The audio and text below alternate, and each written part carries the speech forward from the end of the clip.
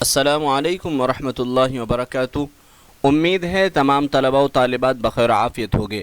آج ہم پھر حاضر ہوئے ہیں نورانی قاعدے کی ایک نئی کلاس کے ساتھ۔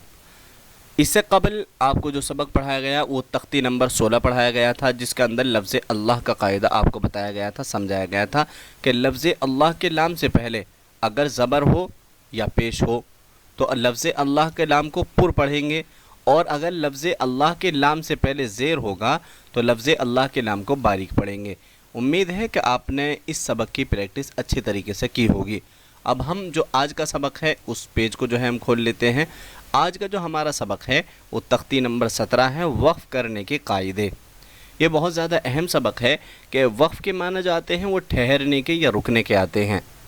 یعنی قرآن کریم جو نازل ہوا ہے وہ عربی زبان میں نازل ہوا ہے، تو جس طریقے سے ہم ہندی زبان میں یا اردو زبان میں جب بات کرتے ہیں تو جہاں ہمارا جملہ پورا ہو جاتا ہے یا جہاں ہماری بات پوری ہو جاتی ہے تو وہاں پر کیا ہے، ہم رک جاتے ہیں، یا بعض جگہ ایسی ہوتی ہیں کہ جہاں رکنے کے بعد جو ہے ہمارا آگے بات کرنے کا ارادہ ہوتا ہے۔ اسی طریقے سے قرآن کریم جو نازل ہوا ہے وہ عربی زبان میں نازل ہوا ہے، اور چونکہ جو ہے ہماری زبان عربی نہیں ہے، ہم اردو میں بولتے ہیں یا ہندی میں بات کرتے ہیں، تو اسی وجہ سے ہمیں معلوم نہیں ہوتا ہے کہ وقف یعنی ہمیں کہاں ٹھہرنا ہے اور کہاں نہیں ٹھہرنا ہے۔ تو اس کے لیے قرآن کریم میں کچھ نشانات یا کچھ علامات جو ہے بنی ہوئی ہیں، تو ان علاماتوں کے بارے میں تو آگے تفصیلاً آپ کے سامنے آئے گا کہ وہ علامات کیا کیا ہیں، کون کون سی ہیں، وہ سب بتائی جائیں گی۔ ابھی جو ہے ہم دیکھیں گے وقف کرنے کے قاعدے، یعنی جو ہم سانس توڑیں گے وہ سانس کس طریقے سے توڑیں گے لفظ پر۔ تو یہی سبق ہے آج، دیکھیے تختی نمبر 17، وقف کرنے کے قاعدے۔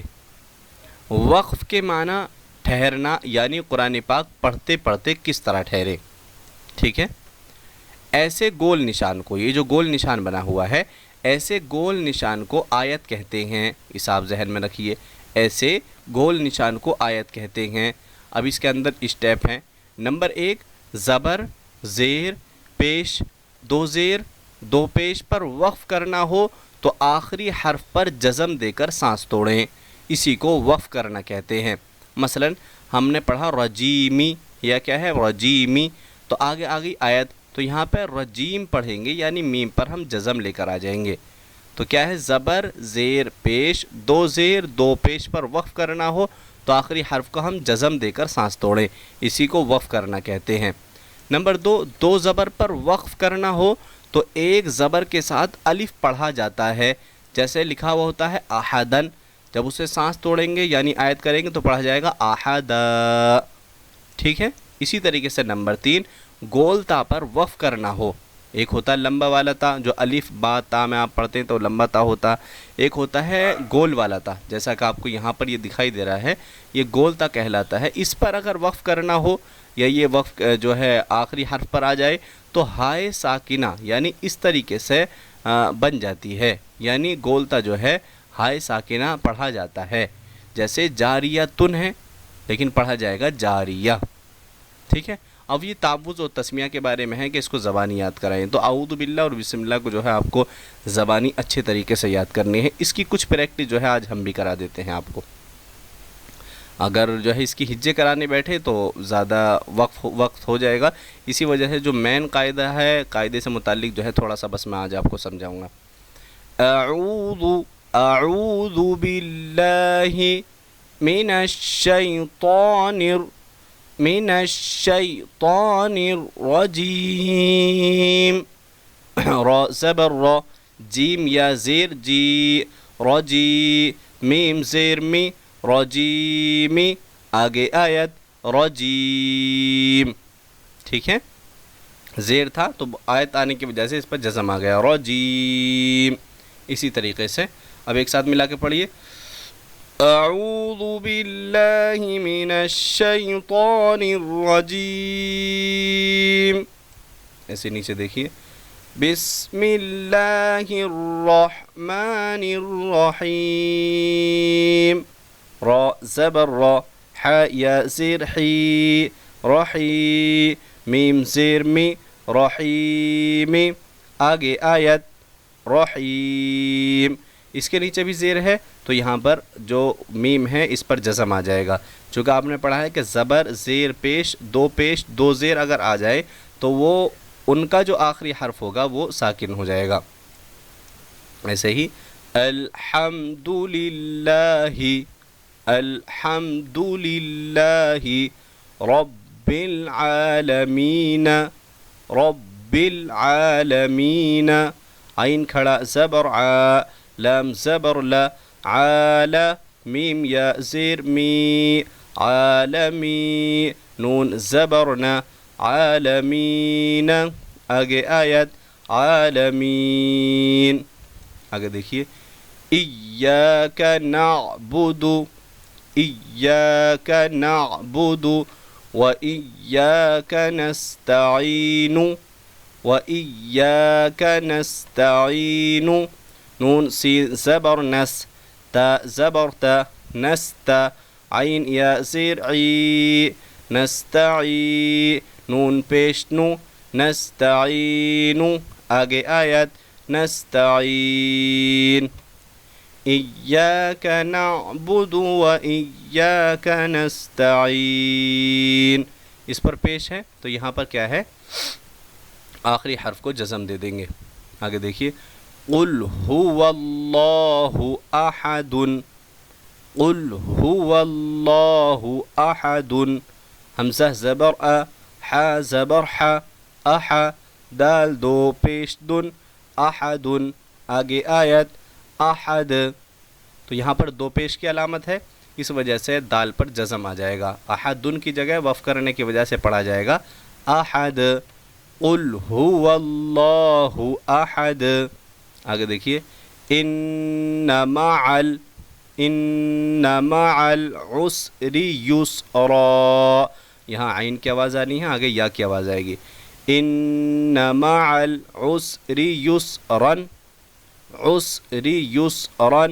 آگے آیت یسرا، یہ ہمارا دوسرا قاعدہ ہے کہ دو زبر پر جب ہم سانس توڑیں گے تو وہ الف مدہ سے بدل جائے گا، جیسے یسرن ہے تو بن جائے گا یسرا، ایسی اگر کہیں ہو ضبحن تو بن جائے گا ضبحا، ہو قدحن تو بن جائے گا قدحا، یعنی دو زبر ہوتے ہیں یہ کیا ہے، الف مدہ سے بدل جاتے ہیں۔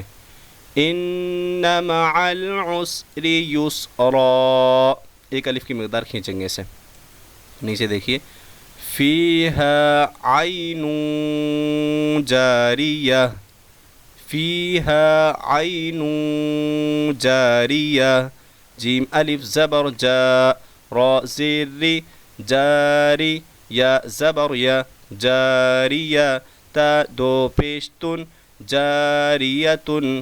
آگے وقف جاریہ، فیہا عین جاریہ۔ گول تا کے بارے میں آپ کو بتایا گیا تھا کہ گول تا پر جہاں بھی ہم سانس توڑیں گے تو گول تا ہائے ساکنہ بن جائے گا، جیسے جاریتن ہے تو بن گیا جاریہ۔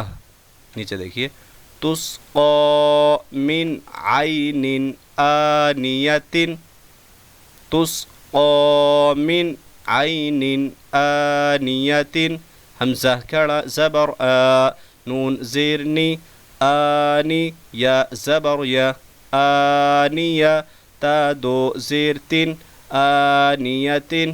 آگے وقف آنیہ۔ اچھا گول تا میں جو ہے ایک بات آپ کو یہ بھی سمجھنی ہے کہ گول تا پر چاہے زبر ہو، زیر ہو، پیش ہو، یا دو زبر ہو، دو زیر ہو یا پیش ہو، الغرض کچھ بھی ہو، وقف کرنے کی حالت میں یہ جو ہے ہائے ساکنہ ہی بنے گا، آپ اس کو خوب اچھی طریقے سے ذہن میں رکھیے۔